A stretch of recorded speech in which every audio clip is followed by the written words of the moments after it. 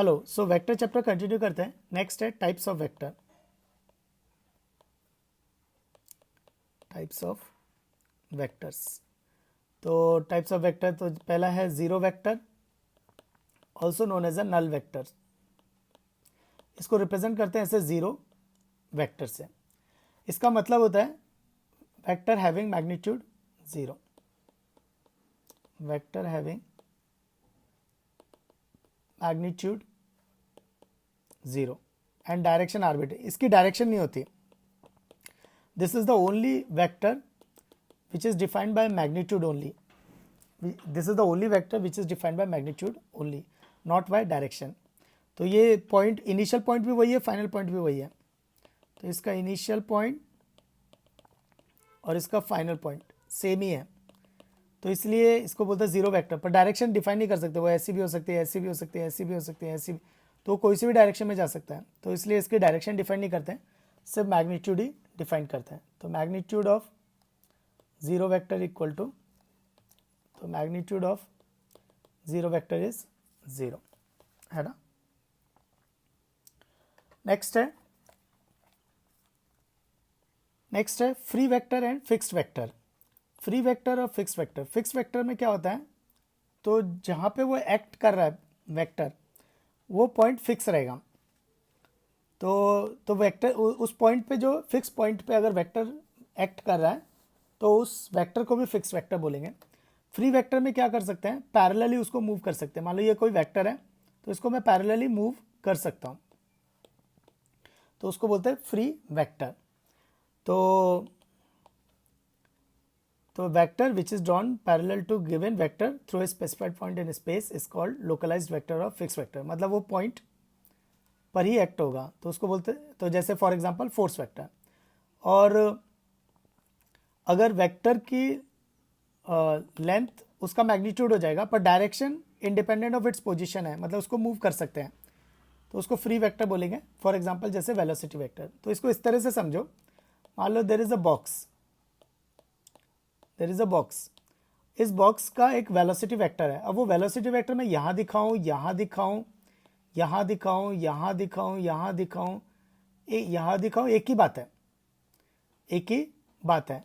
लेकिन अगर मैं फोर्स वेक्टर की बात करूं, तो फोर्स वेक्टर यहां पर हो, यहां पर हो, या यहां पर हो, तो बॉडी का मोशन चेंज हो जाएगा। तो ये जो ऑब्जेक्ट है, ये ऑब्जेक्ट का मोशन अलग अलग होगा। तो तीनों पोजीशन पे अगर फोर्स वेक्टर देखें, तो बॉडी अलग तरीके से बिहेव करेगी। लेकिन फ्री वेलोसिटी वेक्टर के केस में देखें, तो सारे ऑब्जेक्ट, जितने भी ऑब्जेक्ट है, उसका डायरेक्शन कहीं पे भी दिखाए वेलोसिटी वेक्टर, वो सेम ही रहेगा, पर फोर्स में चेंज हो जाता है। इसलिए force is a fixed vector and velocity is a free vector. Next है equal vectors. Equal vector, equal vector क्या होता है, same magnitude and same direction. Same magnitude, same direction and same physical quantity.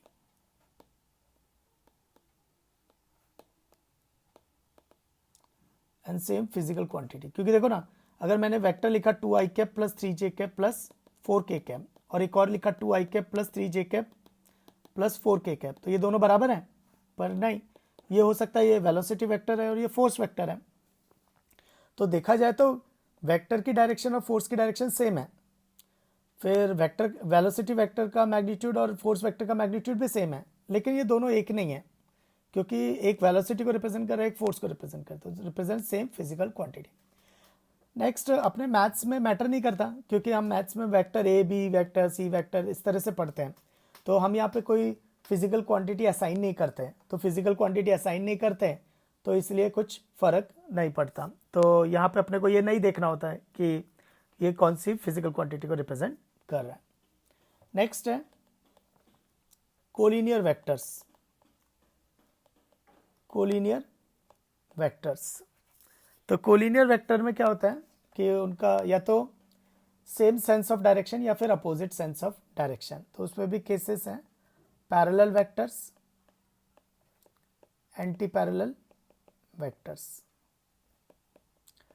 तो parallel vector में क्या होता है, दोनों की डायरेक्शन सेम ही रहती है।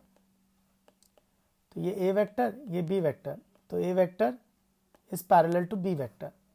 एंटी पैरेलल में क्या होता है, अपोजिट रहती है, ये ए वेक्टर, ये बी वेक्टर। तो अभी भी A vector is parallel to B vector ही है, पर अपोजिट डायरेक्शन में। तो मैग्नीट्यूड सेम रहे ये ज़रूरी नहीं है, पर दे आर पैरेलल वेक्टर। फ़र्क क्या है फिर? फ़र्क है पैरेलल वेक्टर में थीटा 0 डिग्री है और एंटी पैरेलल में थीटा 180 डिग्री है, यानी पाई रेडियन है, ये फ़र्क है। नेक्स्ट आता है, जब कोलिनियर वेक्टर्स होते हैं तो इनको एक दूसरे के टर्म्स में लिख सकते हैं। एक दूसरे के टर्म्स में लिख सकते हैं मतलब जैसे ए वेक्टर है i cap plus j cap plus k cap और बी वेक्टर है 2i cap plus 2j cap plus 2k cap.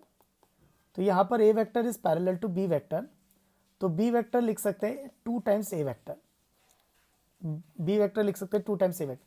तो यानी पैरेलल वेक्टर के केस में वेक्टर दूसरे वेक्टर के टर्म्स में लिख सकते हैं। लिख सकते हैं मतलब उसको किसी स्केलर से मल्टीप्लाई करके लिख सकते हैं, उसको किसी स्केलर से मल्टीप्लाई करके लिख सकते हैं, ठीक है।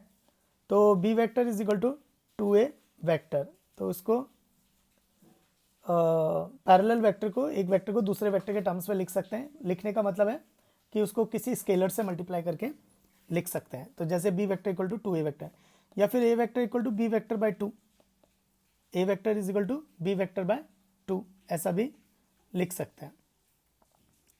अच्छा नेक्स्ट एक और है, तो या फिर इसको जनरल लिखना है तो देखो ऐसे भी लिख सकते हैं general, B vector equal to lambda A vector, क्योंकि लैम्डा इज ए स्केलर, तो B vector is equal to lambda A vector. तो पैरेलल वेक्टर के केस में lambda is positive, anti parallel के केस में लैम्डा इज नेगेटिव। नेक्स्ट है negative vector. Negative vector में क्या होगा, मैग्नीट्यूड सेम रहेगा पर डायरेक्शन अपोजिट रहेगी। तो जैसे ये ए वेक्टर है तो डायरेक्शन अपोजिट होगी, तो यानी theta is 180 degree minus A vector, magnitude same है बस डायरेक्शन अलग है। नेक्स्ट आता है कोप्लेनर वेक्टर्स। कोप्लेनर वेक्टर्स, तो ये जो मैं बोर्ड पे लिख रहा हूँ, ये वीडियो जो मैं बना रहा हूँ ये बोर्ड पे, ये प्लेन है, ये प्लेन है, तो इसके अंदर अगर वेक्टर्स होंगे तो उसको बोलेंगे कोप्लेनर वेक्टर। लेकिन अगर वेक्टर अगर बाहर की तरफ आ रहा है, वेक्टर अगर बाहर की तरफ आ रहा है तो इस पे दिखाना मुश्किल है। तो ये जैसे ये वेक्टर मान लो बाहर की तरफ आ रहा है तो देयर इज अ एंगल, तो ये इस वीडियो के प्लेन में है, लेकिन ये वाला वेक्टर बाहर की तरफ आ रहा है, तो है ना। और एक और वेक्टर है, ये भी इस वीडियो के प्लेन में है, तो ये ब्लैक वाले दोनों वेक्टर प्लेन में है पर रेड वाला वेक्टर बाहर की तरफ आ रहा है, तो ये हो गया नॉन कोप्लेनर। अगर ये तीनों भी अगर एक ही प्लेन में होते हैं तो इसको बोलते हैं कोप्लेनर वेक्टर्स। तो तुम ऐसा समझ लो कि line segments parallel to the same plane, तो line segments are parallel to the same plane. तो देखा जाए तो ये जो है वो बोर्ड के प्लेन में है, पर रेड वाला बोर्ड के प्लेन में नहीं है, बाहर में आ रहा है, तो इसलिए ये नॉन कोप्लेनर है, नॉन कोप्लेनर है। और ये तीनों एक ही प्लेन में है तो इसलिए ये कोप्लेनर है। नेक्स्ट रिमार्क है, two vectors are always coplanar, two vectors are always coplanar. तो कभी भी कोप्लेनरिटी जो देखी जाती है ना वो 3 वेक्टर में देखी जाती है, क्योंकि 2 वेक्टर तो हमेशा ही कोप्लेनर होंगे। अभी फॉर एग्जांपल जैसे 2 पॉइंट है, 2 पॉइंट तो हमेशा ही कोलिनियर होते हैं, 2 पॉइंट तो हमेशा ही कोलिनियर होते हैं, पर 3 पॉइंट कोलिनियर हो भी सकते हैं नहीं भी हो सकते हैं। तो उसी तरह से 2 वेक्टर हमेशा कोप्लेनर होते हैं, 3 वेक्टर कोप्लेनर हो भी सकते हैं नहीं भी हो सकते हैं। तो अब 2 वेक्टर कोप्लेनर क्यों होते हैं इसको समझ सकते हैं। देखो मान लो ये कोई 2 वेक्टर है थीटा, तो 2 वेक्टर है, तो वेक्टर में खास बात क्या होती है कि इनकी लेंथ लाइन सेगमेंट को रिप्रेजेंट करती है। तो यानी ये इनिशियल पॉइंट हो गया और ये दोनों की लेंथ हो गई, बीच में एंगल आ गया थीटा। तो इसके एंड पॉइंट्स को ज्वाइन किया जा सकता है, ज्वाइन करने से क्या बनेगा, ट्रायंगल बनेगा, और triangle is a planar geometry, triangle is a planar geometry. तो अगर ट्रायंगल प्लेन में है तो ये 2 वेक्टर प्लेन में रहे होंगे, क्योंकि ट्रायंगल अगर प्लेन में है तो इसकी दोनों साइड्स भी प्लेन में रही होगी। अब तुम ये ध्यान में रखो कि 2 वेक्टर्स आर ऑलवेज कोप्लेनर, पर 3 वेक्टर हो भी सकते हैं और नहीं भी हो सकते हैं। नेक्स्ट है यूनिट वेक्टर। यूनिट वेक्टर क्या होता है? जिसका मैग्नीट्यूड 1 होता है, मैग्नीट्यूड यूनिटी होती है यानी 1 होता है। ये काम क्या आता है? ये काम आता है डायरेक्शन देने के, ये काम आता है डायरेक्शन देने के। सपोज मुझे मान लो ये कोई अच्छा, इसको लिखते कैसे हैं? A cap. तो यूनिट वेक्टर को लिखते हैं कैप से, क्योंकि इसका मतलब होता है कि इसका मैग्नीट्यूड 1 है। नेक्स्ट, एक यूनिट वेक्टर कैसे निकाल सकते हैं? एक वेक्टर को उसके मैग्नीट्यूड से डिवाइड कर दो, एक वेक्टर को उसके मैग्नीट्यूड से डिवाइड कर दो तो वो यूनिट वेक्टर बन जाएगा। फॉर एग्जांपल जैसे आई cap plus j cap plus k cap है, तो इसका यूनिट वेक्टर क्या होगा? इसको इसके मैग्नीट्यूड से डिवाइड कर दो। अच्छा, मैग्नीट्यूड कैसे निकालते हैं? रूट ओवर आई कैप का कोफिशिएंट का स्क्वायर, जे कैप के कोफिशिएंट का स्क्वायर, के कैप के कोफिशिएंट का स्क्वायर। तो ए कैप आ जाएगा 1/√3 आई cap plus j cap plus k cap. Now this is a unit vector. Suppose अगर वेक्टर होता 2 I cap plus 3 J cap plus 4 K cap, तो यूनिट वेक्टर क्या होता? तो यूनिट वेक्टर होता 2 I cap plus 3 J cap plus 4 K cap divided by root over, तो 2 का square plus 3 का स्क्वायर प्लस 4 का स्क्वायर, मतलब कोफिशिएंट या कंपोनेंट के स्क्वायर का सम, कंपोनेंट के स्क्वायर का सम। तो ये आ जाएगा यूनिट वेक्टर। तो ए कैप कितना आ जाएगा?